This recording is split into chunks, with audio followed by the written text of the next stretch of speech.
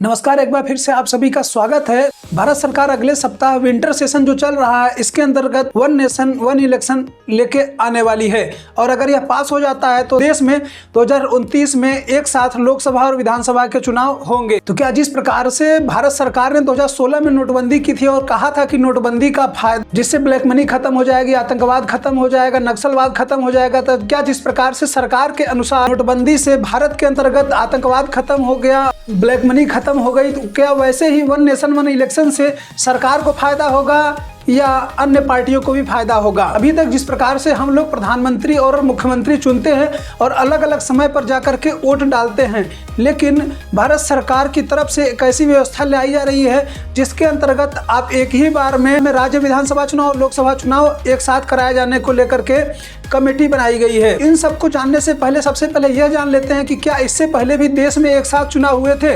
तो भारत की आज़ादी 1947 के बाद जब पहली बार देश में 1951 और 52 में चुनाव हुए, तब भारत में एक साथ लोकसभा और विधानसभा के चुनाव हुए 1952 में, उसके बाद 1957 में, उसके बाद 1962 में और उसके बाद 1967 में भी एक साथ देश में लोकसभा और विधानसभा के एक साथ चुनाव हुए। तो फिर आगे आखिरकार क्यों नहीं हुए लोकसभा और विधानसभा के चुनाव एक साथ? तो यह भी जान लीजिए कि जिस प्रकार से 1967 तक लोकसभा और विधानसभा के चुनाव एक साथ हुए, वैसे ही 1968 और 1969 में देश के अंतर्गत कई राज्यों के राज्य विधानसभाओं के विधानसभा भंग कर दी गई और 1970 में जब इंदिरा गांधी देश की प्रधानमंत्री थी तो उन्होंने लोकसभा को लगभग 10 से 15 महीने पहले ही लोकसभा को भंग किया और इसके चलते लोकसभा और विधानसभा के चुनाव एक साथ नहीं हो पाए। अब फिर दोबारा लोकसभा और विधानसभा चुनाव के लिए आखिरकार अब विचार कब आया कि लोकसभा और विधानसभा के चुनाव एक साथ कराया जाए? कि 1982 में चुनाव आयोग और 1999 विधि आयोग ने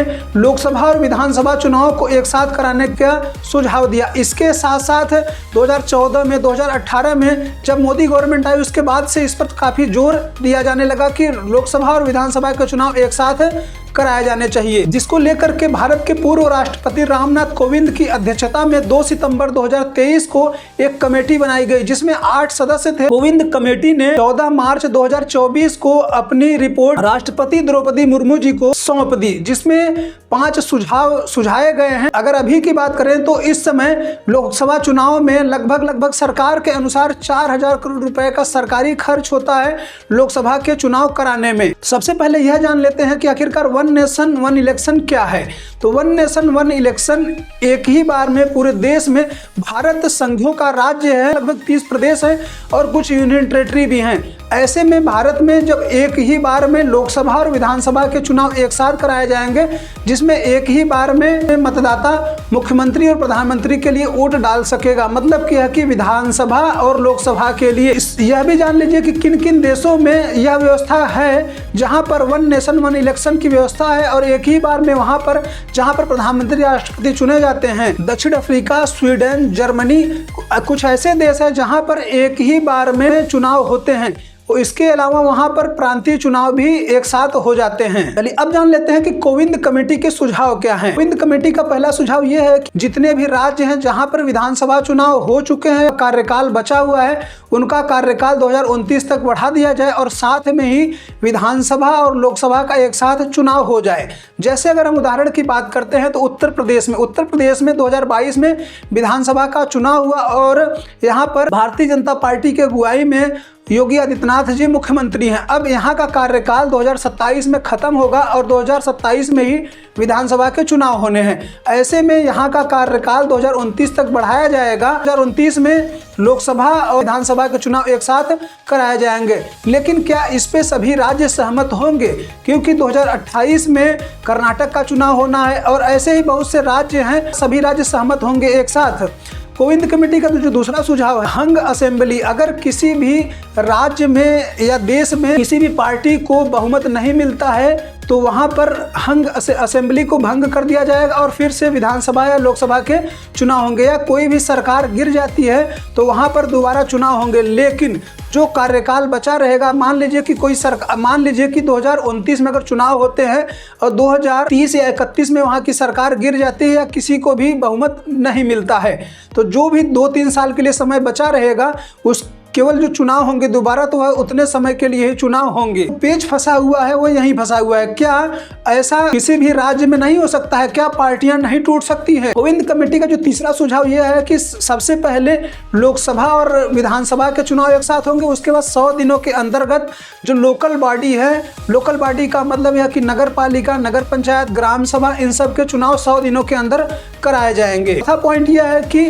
गोविंद कमेटी की तरफ से यह भी कहा गया है कि राज्य विधानसभाओं के लिए जब वोटर लिस्ट बनती है तो उसकी अलग होती है और लोकसभा के लिए जो वोटर लिस्ट बनती है तो वो अलग होती है। दोनों की वोटिंग लिस्ट एक ही होगी और एक ही आईडी बनाई जाएगी। पॉइंट यह है कि जो उपकरण है, डिवाइस है और जो सुरक्षा व्यवस्था है उसको एडवांस तकनीकों से यूज किया जाएगा जिससे एक साथ चुनाव कराने में आसानी हो। अब जान लेते हैं कि एक देश एक चुनाव कराने में क्या समस्याएं आएंगी, क्या चुनौतियां हो सकती हैं। तो सबसे बड़ी चीज यह है कि भारत संघीय का राज्य है और इसके अंतर्गत संविधान में बदलाव करना होगा। दूसरी समस्या ये हो सकती है कि जो ईवीएम और वीवीपैट मशीन है उसको 40 लाख से और अधिक मशीनों की आवश्यकता पड़ेगी। और ऐसे में अभी हम लोग समय में यह देखा कि लोकसभा के चुनाव देश में कराए गए तो लगभग 6 से 7 चरणों में चुनाव हुए हैं और कई राज्यों में विधानसभा के चुनाव होते हैं तो 3 चरण, 4 चरण, 5 चरण, 7 चरण में भी वहां के विधानसभा चुनाव होते हैं। तो क्या एक बार में ही, जिस प्रकार से अमेरिका में एक ही दिन में एक बार में चुनाव हो पाता है, तो क्या भारत में भी ऐसे ही एक दिन में लोग एक ही बार में विधानसभा और लोकसभा के लिए वोट डलवा पाएगी? वन नेशन वन इलेक्शन होगा तो जो मुद्दे होंगे, क्योंकि अलग जब विधानसभा के चुनाव होते हैं तो विधानसभा के अंतर्गत जिस भी राज्य में होते हैं वहाँ के अलग मुद्दे होते हैं और जब लोकसभा के चुनाव होते हैं तो वहाँ के मुद्दे अलग होते हैं। ऐसे में जब वन नेशन वन इलेक्शन आ जाएगा, वन नेशन वन इलेक्शन होने से राष्ट्रीय मुद्दे हावी रहेंगे और जो क्षेत्रीय मुद्दे हैं वह दब जाएंगे। अगले पॉइंट की बात करते हैं तो अगला पॉइंट यह है कि जो क्षेत्रीय पार्टियां हैं उनको तो नुकसान होगा, लेकिन जो राष्ट्रीय पार्टियां हैं, राष्ट्रीय पार्टियों को फायदा हो सकता है। सबसे बड़ी प्रॉब्लम यह है कि वोटर कंफ्यूज हो जाएंगे। अब वोटरों को भी चुनाव आयोग और सरकार को समझाना होगा। इसके अलावा अभी अगर लोकसभा के चुनाव की बात करें तो लगभग 4000 करोड़ रुपए खर्च होते हैं। जब एक साथ चुनाव होंगे तो क्या और ज्यादा खर्च नहीं होंगे, क्योंकि लॉजिस्टिक्स बढ़ेगा, ईवीएम मशीन बढ़ेंगे, बहुत सारी चीजें एक साथ बढ़ाई जाएंगी, सुरक्षा व्यवस्था बढ़ाई जाएगी। अब जान लेते हैं कि वन नेशन वन इलेक्शन से लाभ क्या होगा। सबसे पहली चीज, खर्च तो बढ़ेगा लेकिन एक ही बार में चुनाव हो जाएगा और जो समय है वह बच जाएगा जनता के भी और सरकार के भी। सरकार का जो पक्ष है वह सरकार यह है कि वह कहीं और डेवलपमेंट में अपने समय को वह खर्च कर सकती है, योजनाओं को बनाने में अपना समय खर्च कर सकती है, क्योंकि हर वर्ष लगभग 5 से 6 राज्यों में विधानसभा के चुनाव होते रहते हैं। ऐसे में सरकारों का अपना टाइम बच जाएगा। जितनी भी पार्टियां हैं वह चुनाव जीतने के लिए नए नए लोक लुभावने ऑप्शन देते हैं। इसके साथ साथ ध्रुवीकरण भी होता है और ध्रुवीकरण होने से भी बचा जा सकेगा। अब यह जान लेते हैं कि जो चुनाव आयोग है, चुनाव आयोग के पास इतनी शक्ति होती है कि जैसे जहां पर अभी जैसे मान लीजिए कि दिल्ली में फरवरी में चुनाव होना है और बिहार में अक्टूबर नवंबर के आसपास चुनाव होना है, तो चुनाव आयोग चाहे तो दोनों का चुनाव एक साथ करा सकता है। पता नहीं चुनाव आयोग कराएगा कि नहीं कराएगा। तो एक प्रकार से यह भी एक उदाहरण हो सकता है कि कई राज्यों के चुनाव, 5-6 राज्यों के, 10-10 राज्यों के चुनाव एक साथ भी तो कराया जा सकता है। आप सभी को क्या लगता है कि क्या वन नेशन वन इलेक्शन पास होगा कि नहीं पास होगा? अच्छा, यह भी जान लीजिए कि वन नेशन वन इलेक्शन पास होने के लिए भी क्या करना पड़ेगा। सरकार की मंजूरी मिलने के बाद संसद में पेश किया जाएगा और जेपीसी के पास भेजा जाएगा। इसके बाद इस पर चर्चा की जाएगी और अगर यह पास होता है तो राष्ट्रपति के मुहर लगने के बाद यह लागू हो जाएगा। इसके साथ साथ राज्य विधानसभाओं में भी इसको पास कराना होगा और कम से कम 15 राज्यों में इसको पास कराना होगा। तो हो सकता है 15 राज्यों में, ज्यादातर जगह ऐसी है कि भारतीय जनता पार्टी की सरकार है, भारतीय जनता पार्टी राज्यों में इसको पास करा ले। लेकिन क्या यह लोकसभा में पास हो पाएगा या नहीं पास हो पाएगा, यह तो आने वाला समय ही बताएगा। ऐसे आप सभी लोग क्या सोचते हैं कि क्या वन नेशन वन इलेक्शन से फायदा है या नुकसान है?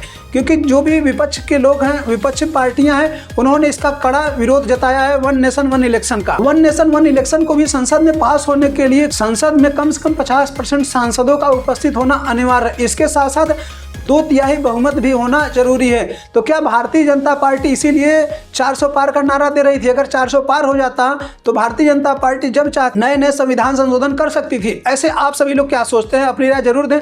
तब तक हमें विदा दें। नमस्कार।